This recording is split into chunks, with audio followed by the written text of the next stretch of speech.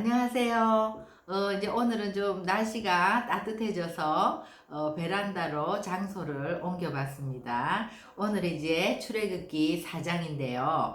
지난 시간에 모세가 부르심을 받고 계속해서 나는 못 갑니다. 내가 누구간데 바로에게 가며 또 이스라엘 백성들에게 갑니까? 그리고 나는 하나님을 모릅니다. 그런 식으로 이제 거절하지요. 그래서 오늘 4장에서도 또 이어서 4장 1절, 또 4장 10절, 13절 계속해서 5번에 걸쳐서 이제 모세가 거절을 하는데 이제 하나님이 몰아붙이시는 것이 아니라 계속 설득하고 또 모세에게 능력을 주시고 또 사람을 붙여주시고 그래서 이제 결국 모세가 그 소명의 여정을 이제 가게 하시죠. 그래서 이제 그 부분과 또 모세가 이제 그렇게 설득돼서 드디어 애굽을 향해서 가는데 갑자기 그 가는 여정 가운데서 할례 문제로 인해서 하나님이 모세를 죽이려 하는 굉장히 강력하게 다루시는 그런 부분들이 이제 나오는데 우리가 이제 이 두 부분을 조금 더 열심히 살펴보겠습니다. 4장 1절에 이제 세 번째 모세가 이제 거절을 하는 거죠. 그들이 나를 믿지 아니하며 하나님이 보내신 것을 그들이 안 믿을 거라는 거예요. 그렇게 얘기하니까 이제 하나님이 세 가지 이적을 행할 수 있는 그런 능력을 주시지요. 그래서 모세야 네 손에 있는 지팡이 그것을 던져라. 이러니까 이제 그 뱀이 되는 거죠. 그러니까 또 주님이 뱀의 꼬리를 잡아라. 이러니까 또 다시 지팡이가 되는데 우리가 여기서 이상한 것은 뱀은 머리를 잡아야지 꼬리를 잡으면 바로 물잖아요. 그런데 이제 모세는 뱀이 어떤 동물이라는 걸 잘 알죠. 그런데 하나님의 말씀에 의지하여 자기의 상식이나 경험이 아니라 꼬리를 딱 잡았을 때 그것이 이제 지팡이가 되는 것을 보면서 모세야 네가 뱀을 두려워하는 것처럼 바로를 두려워하고 이스라엘의 그 백성들을 두려워해서 가기를 두려워하지만 정말 이 상식과 경험이 아니라 하나님의 말씀에 순종해서 가게 되면 네 손에 지팡이와 같이 이것은 아무것도 아니라는 것을 이제 보여주는 거죠. 그러면서 하나님이 이렇게 이적을 보여주는 것은 그 믿지 않을 것 같은 그 사람들을 믿게 하려고 하는 것이다. 이제 이렇게 얘기하고 또 두 번째는 네 품에 손을 넣었다 빼봐라. 그러니까 이제 나병이 걸려서 손이 하얗게 되었어요. 그런데 다시 또 품에 손을 넣었다 빼라고 하니까 사실 이것도 우리의 경험과 상식에는 맞지 않는 거잖아요. 나병은 이렇게 분리되고 격리시키는 병인데 하얗게 나병이 든 손을 누가 품에 다시 넣고 싶겠어요. 그죠? 근데 이제 모세가 말씀에 순종해서 다시 품속에 그 나병 든 손을 넣으니까 손이 깨끗하게 원래 상태로 이제 회복되죠.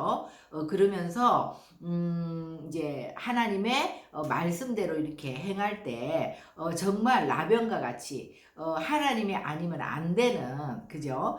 이런 것들 이제 주님만이 하실 수 있다는 거죠. 이스라엘 백성들을 반드시 이제 구원할 것이라는 그 하나님의 능력을 보여주시는 것이고 그래서 첫 번째 이적을 하고 또 믿지 않으면 두 번째 이적을 하고 그래도 믿지 않으면 이제 나일강에 물을 퍼다가 땅에 뿌리라. 그러면 피가 될 것이다. 이렇게 하는 거죠. 그러니까 나일강 물은 사실 애국 사람들은 나일강을 아무것도 아닌 그 물들을 싱처럼 섬기잖아요. 그런데 그 물을 뿌릴 때 이제 피가 되는 거는 생명의 주관자이신 하나님을 나타내는 거죠. 근데 이렇게 이제 세 가지 이적을 보여주시면서 하나님이 그런 능력을 주시는데도 모세가 저는 본래 말을 잘 못해요. 나는 입이 뻣뻣하고 혀가 둔해요. 이렇게 얘기하니까 그 입을 누가 만들었느냐? 내가 네 입과 함께 있을 것이고 너에게 할 말을 가르칠 것이다. 이제 이렇게 얘기하니까 주여 보낼 만한 자를 보내소서 이제 마지막으로 그렇게 또 얘기하죠. 그러니까 여호와가 이제 모세에게 노하여 화를 내시면서 너 형 아론이 있지 않냐? 그 아론이 말 잘하는 거 너 알지 않냐? 내가 아론을 너한테 붙여줄 거니까 내가 너에게 한 말을 네가 아론에게 하면 아론이 네 입을 대신해서 말할 것이고 너는 아론에게 하나님과 같이 될 것이다.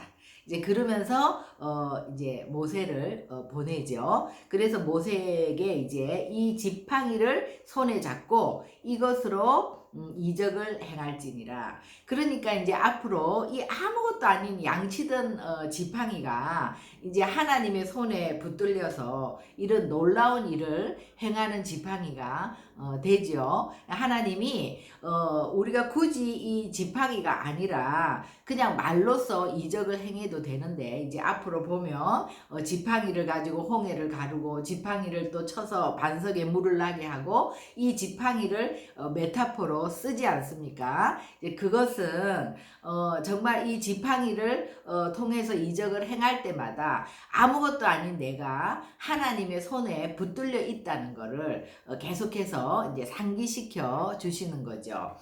그리고 이제 18절에 모세가 장인에게 가서 얘기를 하는데 정말 이렇게 오늘 있었던 이 놀라운 사건을 장인한테 얘기하는 것이 아니라 애굽을 가는데 내가 그냥 우리 형제들이 살아있는지 만나보고 오겠다. 이렇게 거짓말 둘러대면서 이제 말하는 거예요. 이것은 우리가 앞으로도 보겠지만 모세가 하나님을 믿고 있지만 하나님과 교제하고 하나님을 자기는 섬기지만 그 장인은 미디안의 제사장이고 또 십보라도 제사장의 딸이고 모세는 또 거기서 처가살이를 하는 그런 와중에 있었기 때문에 모세가 정말 힘있게 자기의 정체성을 드러내거나 자기가 믿는 하나님이 정말 그 유일신 하나님인 것에 대해서 말할 수 없었죠. 제사장이기 때문에.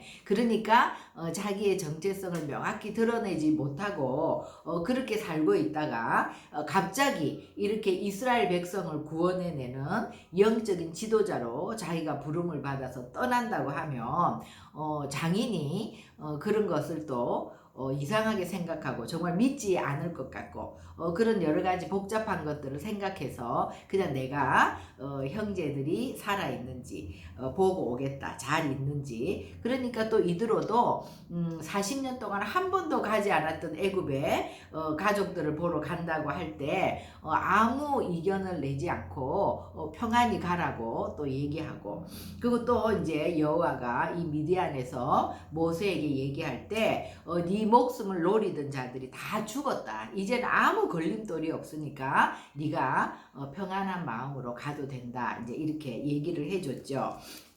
그래서 모세가 그의 아내와 아들들을 나귀에 태우고 애굽으로 돌아가는데 모세는 손에 지팡이를 쥐었더라. 그러니까 정말 뭐 말을 타고 많은 사람들을 거느리고 뭐 금이한양을 하는 이런 모습이 아니라 80 노인이 나귀에다가 그 아내와 아이들을 태우고 정말 자기는 손에 지팡이를 잡고 그 나귀를 끌면서 가는 그 모습이 너무나 초라한 모습이잖아요. 그럼에도 불구하고 이제 모세는 어제의 모세와 오늘의 모세는 완전히 다른 거죠. 그 말로만 듣고 귀로만 듣던 하나님을 자기가 만났고 또 그 하나님에게 이제 소명을 받았고 그래서 하나님이 이제 모세에게 모든 능력을 주시고 기름을 부어 주셔서 이제 모세에게는 그 내면에 정말 어떤 것과도 비할 수 없는 그런 권세, 그런 이제 믿음의 힘이 생겼고 또 이 지팡이는 하나님의 지팡이. 그래서 이제 이것을 가지고 모세의 내면은 이제 담대하게 나아가는 거죠. 그래서 이제 가는데 하나님께서 모세에게 네가 애굽으로 돌아가거든 네가 네 손에 이 준 이적을 바로 앞에서 다 행하라는 거예요. 그러나 내가 그의 마음을 완악하게 해서 이제 그가 백성들을 내보내지 않을 거라고 얘기하는 거죠. 그러니까 그러면서 이제 그렇게 될 때 너는 이스라엘은 하나님의 아들이고 하나님의 장자다 그렇게 얘기하려는 거예요. 그러니까 이제 이 얘기만 얼핏 들으면 하나님은 정말 불공평하시다. 왜 바로를 완악하게 하고 애굽은 그렇게 완악하게 하면서 모세나 이스라엘 백성들에게는 은혜를 입혀서 그들만 구원하나 이렇게 생각할 수가 있는데 우리가 이제 그 10번 바로에게 찾아가서 내 백성을 보내라고 할 때 그 바로의 상태를 보면은요 바로가 마음이 강팍하여 그러니까 능동적으로 강팍한 것도 있고 또 때로는 하나님이 바로의 마음을 강팍하게 하여 또 수동적으로 강팍한 것도 있고 그것이 이제 이렇게 섞여서 나오는 것을 보면은요 우리가 하나님을 믿기 전에는 우리 모두가 다 강팍했잖아요. 그런데 그 강팍한 상태에서 하나님의 말씀을 듣고 또 그것을 한 번 듣고 두 번 듣고 몇 번 들으면 우리의 마음 문을 열게 되고 하나님을 알고 싶은 갈망이 생기고 하나님 앞에 나가서 정말 주님 저에게 지혜와 계시의 영을 주셔서 제가 하나님을 알아갈 수 있도록 도와달라 이렇게 기도하는 사람이 있고 끝까지 마음문을 열지 않고 마음을 강팍하게 가지는 사람이 있죠. 또 이렇게 교회에 나온다 할지라도 교회에 나와서 몇 년 동안 교회를 다니면서 계속 하나님의 말씀을 들어도 그 말씀에 반응하는 자가 있고 그 말씀을 그냥 한쪽으로 듣고 한쪽으로 흘리고 말씀에 무관심하고 반응을 않는 사람이 있단 말이에요. 그런데 하나님이 계속해서 강팍한 마음을 갖고 있으면 하나님도 그 마음을 강팍한 채로 내버려 둔다면 그것은 정말 저주이죠. 그러나 하나님의 백성이 그렇게 정말 말씀을 듣고도 계속 하나님의 말씀을 경히 여길 때는 하나님이 때가 되면 반드시 뭐 고난을 준다든지 어떤 상황을 어렵게 한다든지 이래서 그 자기 백성을 다루지 않습니까? 그러기 때문에 바로는 하나님이 강팍한 채로 두기 이전에 바로가 마음을 열지 않고 너무 강팍하기 때문에 하나님이 강팍한 채로 둔 거죠. 그리고 이스라엘은 내 아들, 내 장자라 그랬단 말이에요. 그러니까는 이스라엘은 내 아들, 내 독자라고 했으면 이스라엘만 사랑하고 열방은 하나님이 버린 건가? 그렇지만 그게 아니라 내 아들이면서 내 장자라는 거는 차자도 있고 또 그 밑에 많은 아들이 있다는 얘기잖아요. 그러니까 하나님이 이스라엘은 샘플인 거죠. 장자니까 샘플이고 찾아야 될 많은 하나님의 백성들이 있다는 얘기죠. 그러니까 우리가 샘플이라는 것은 그것을 보고 우리가 정말 그것을 나침판으로 그것을 보고 따라가는 거잖아요. 그러니까 구약은 하나님이 이스라엘 백성을 택해서 그 하나님과 이스라엘의 관계 또 그 백성들의 구원의 여정을 다루어가는 책이라면 우리는 이 믿는 모든 하나님의 교회 하나님의 백성들에게는 이 성경이 우리의 샘플이 되는 거죠. 정말 이스라엘을 하나님이 구원해 나가는 것을 보면서 이것은 정말 이렇게 하면 안 되겠다. 이것은 이렇게 해야 되겠다. 이것을 우리가 알 수 있도록 계시해 주는 책이죠. 그러니까 우리가 이 성경을 부지런히 우리가 읽고 또 묵상하고 깨닫고 그러면서 이제 따라가는 거가 되지 않습니까? 그러니까 하나님은 사무엘상 2장 30절에도 나를 존중히 여기는 자를 내가 존중히 여길 것이고 나를 멸시하는 자를 내가 경멸히 여길 것이다. 하나님은 무조건 하나님이 그렇게 편애를 하거나 이런 게 아니라 정말 이스라엘 백성 중에도 하나님을 따르는 자가 있고 하나님께 마음을 열지 않는 자가 있는 것이고, 또 이방의 모든 교회들 안에서도 하나님이 불렀지만 하나님을 잘 따르는 자가 있고 또 그렇지 않은 자가 있는 것이죠. 그래서 하나님은 우리가 하나님을 존중히 여길 때 하나님도 우리를 존중히 여기신다고 얘기하는 거죠. 그래서 23절에 내가 너에게 이르기를 내 아들을 보내주어 나를 섬기게 하라 하여도 네가 보내주기를 거절하니 내가 네 아들 네 장자를 죽이리라 하셨다 하라. 그러니까 지금 이제 4장 23절에도 나오지만 3장 13절에도 나오고 18절에도 나오고 이 23절에도 계속 애굽을 떠나서 3일 길을 가게 해서 우리가 우리 하나님 여호와께 제사를 드리도록, 그죠? 그렇게 허락하소서 얘기했고, 여기서도 내 아들을 보내주어 나를 섬기게 하라. 또 13절에 보면 네가 시내산에서 나를 섬기게 되리라. 이것이 이제 이스라엘의 정체성이죠. 또 우리 믿는 백성들의 정체성. 그러니까 애굽이라는 것은 세상이지 않습니까?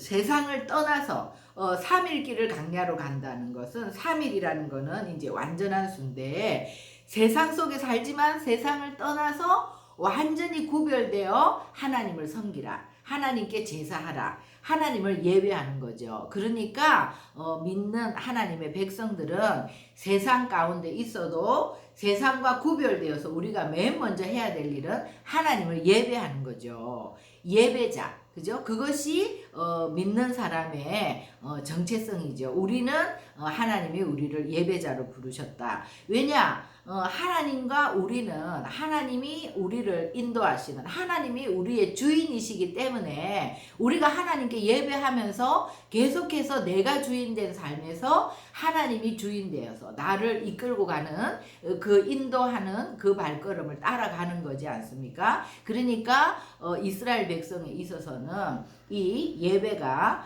회복되어야 되는 거죠. 지금 애굽에서 이 400년의 삶을 통해서 완전히 예배를 잊어버리고 정말 이렇게 세상 사람과 똑같이 살아가는 이들이 이제 하나님의 인도하심을 받으면서 제일 먼저 회복돼야 될 거, 이제 예배하는 삶을 하나님이 이제 회복시키시는 거죠. 이제 출애굽기에 이제 그 여정을 우리가 이제 가게 되는 거죠.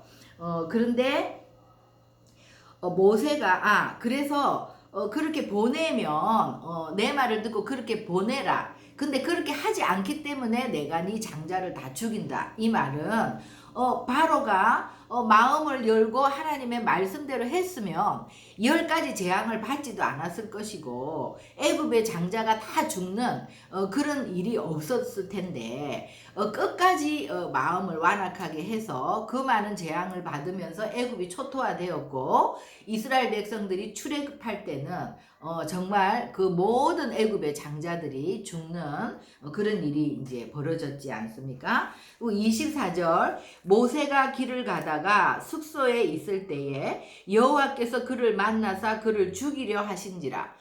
이 한 절만 보면 아니 모세를 그렇게 설득해서 모세가 이제 겨우 마음을 가다듬고 정말 그 소명의 길을 가는데 왜 가는 모세를 갑자기 주님이 나타나서 죽이려 하시지?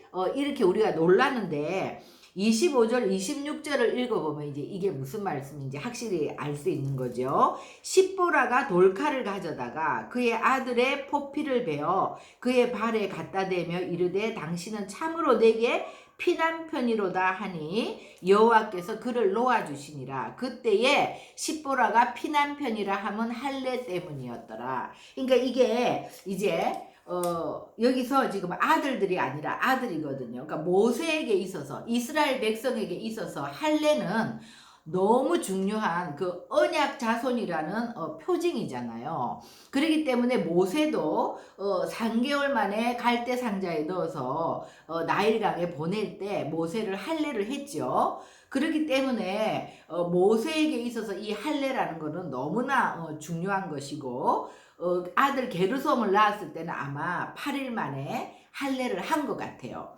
근데 이제 십보라는 아무리 설득을 하고 말을 해도 하나님을 믿는 자가 아니기 때문에 왜 그 어린 아이에게 표피를 잘라서 피를 내고 그렇게 할례를 하는지 싫은 거죠. 그래서 못하게 한 거예요. 그러니까 이제 모세가 주님을 만나서 사명을 받기 전에는 이제 말은 했지만 정말 모세가 처가살이를 하고 있고 또 그 집은 다른 신을 섬기는 그런 제사장 집안이고 또 십보라가 아주 그냥 덧세게 그걸 반대하고 이러니까 모세가 그 얘기는 했지만 그거를 강행을 못했어요. 그런데 지금 모세는 어제의 모세가 아닌 거예요.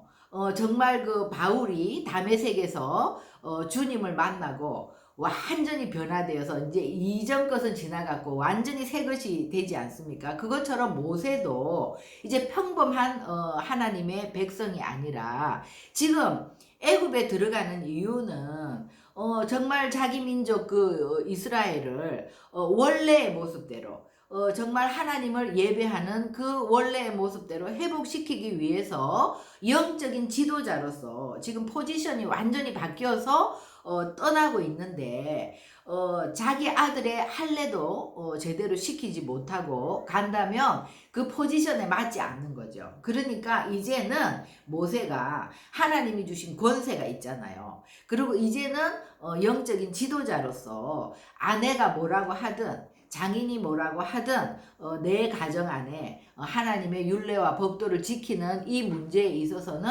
정말 그것이 1순위가 되어서 그것을 강행할 수 있어야 되는데 모세가 지금 소명을 받고 그 부르심을 따라서 가는 여정 가운데 자기 아들의 할례도 못 시켰다는 거는 하나님이 보실 때 이거는 엄청나게 큰 일인 거죠. 그러니까 모세를 실제로 죽이려고는 안 했겠죠. 그러나 모세를 죽이려고 할 정도로 강력하게 다루시는 거예요. 이것은 굉장한 큰 문제로 다루시는 거예요. 그러니까 또 놀라운 것은 십보라가 사람도 없는데 갑자기 막 남편이 넘어가면서 죽게 되었을 때 이게 무슨 일이야 이렇게 당황하는 것이 아니라 그 즉시 바로 부싯돌을 가져다가 그 아들의 표피를 잘라서 던지면서 당신은 나에게 아들의 피를 내게 하는 피난편이라고 얘기를 하는 걸 보면 계속해서 이 할례 문제가 이슈는 되었는데 모세가 십보라에게 그것을 강행을 하지 못하고 있었던 것 같아요. 그러니까 우리가 정말 이것은 굉장히 중요한 문제인 거죠. 초신자 때는 우리가 하나님을 잘 모르기 때문에 하나님의 율례와 법도를 우리가 벗어나는 일이 있다 할지라도 우리가 뭐 주일 성수를 잘 못한다든지 마땅히 하나님의 말씀을 뭐 경히 여긴다든지 이런 부분이 있을 때 기다려 주시죠. 그리고 또 하나님이 가르쳐 주시고 설득하시고 그러지만 우리가 이제 정말 그 연수가 오래되고 또 교회 안에서도 직분을 받게 되고 집사가 되고 권사가 되고 장로가 되고 이렇게 함에도 불구하고 하나님의 말씀을 경히 여긴다든지 율례와 법도를 어긴다든지 그 포지션에 맞지 않게 행동할 때는 하나님이 우리를 굉장히 강력하게 다루지 않습니까? 그럼에도 불구하고 하나님이 우리를 그냥 두신다면 그것은 정말 저주나 마찬가지죠.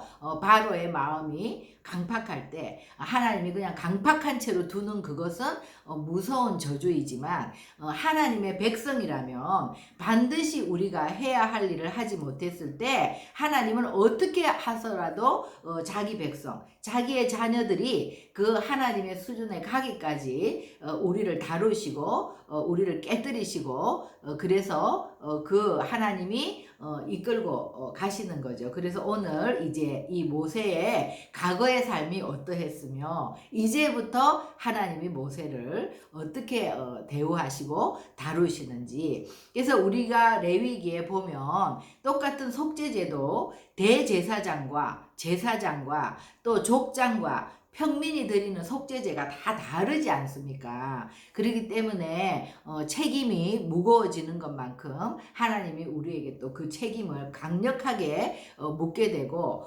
옛날에는 아무것도 아니었던 사소한 문제를 할지라도 이제 점점 갈수록 하나님이 우리의 죄를 드러내시고 그것을 크게 다루신다는 것이죠. 그래서 또 우리가 이제 이 모세가 5번씩 주님의 부르심 앞에서 계속 완강하게 이 거부하는 장면도 사실 모세는요, 자기도 그렇게 했지만 바로에게 내 백성을 보내라고 갔을 때 10번이나 바로가 완강하게 거부하거든요. 그리고 또 그 이스라엘 백성들을 광야로 인도해 나갈 때 정말 수도 없이 모세를 대적하고, 모세가 너무 힘들어서 내가 이들을 낳았습니까? 막 할 정도로, 그죠? 그래서 신명기에 모세가 너희가 나를 10번이나 대적했다. 그 10번은 진짜 한 번, 두 번, 뭐 10번 이게 아니라 정말 10이라는 숫자, 수도 없이 많이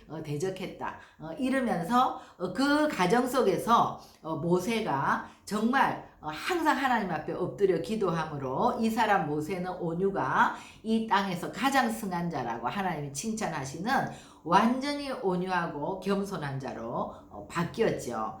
그런데 그 모세의 후계자가 되었던 여호수아를 보면은요, 여호수아는 정말 모세에게 수종 들면서 순종했던 사람인데, 여호수아가 후계자가 되었을 때는 이스라엘 백성들이 가나안 땅을 점령해 나갈 때 한 번도 그렇게 대적하는 모습이 없거든요. 그래서 성경은 우리가 정말 심은 대로 거둔다 한 것처럼 항상 우리가 주님 앞에 어떤 잘못을 행하거나 또 우리가 고집을 부리거나 이러면 그 부분을 주님은 배로 다루어서 우리를 정말 온전하게 회복시키시는 것 같아요.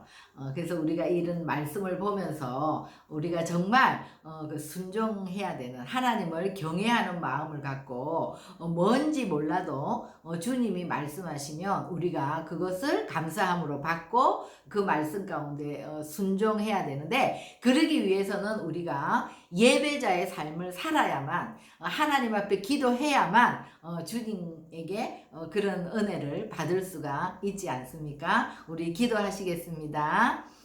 하나님, 오늘 이 모세의 부르심의 장면들, 또 그 5번 거절할 때 하나님께서 정말 모세를 설득하고, 또 모세가 포지션이 바뀐 것만큼 하나님이 모세의 삶 가운데 바로 교정해야 될 부분들을 강력하게 다루시는 이런 것들을 우리가 보게 됩니다. 하나님, 정말 우리의 삶 가운데서 우리가 정말 하나님의 부르심의 소명 가운데 숨으로 인하여 아버지 하나님, 하나님이 우리의 모든 필요를 채워주실 뿐만 아니라 또 그 하나님을 증거하는 일, 주님의 일을 위해서 우리에게 모든 필요한 능력도 주시는 분인 것을 우리가 배웠습니다. 하나님, 우리가 날마다 어린아이와 같이 나의 필요를 구하고 하나님께 능력받기를 구하는 자들이 아니라 주님이 나를 어디에 부르셨는지 그 부르심의 소명을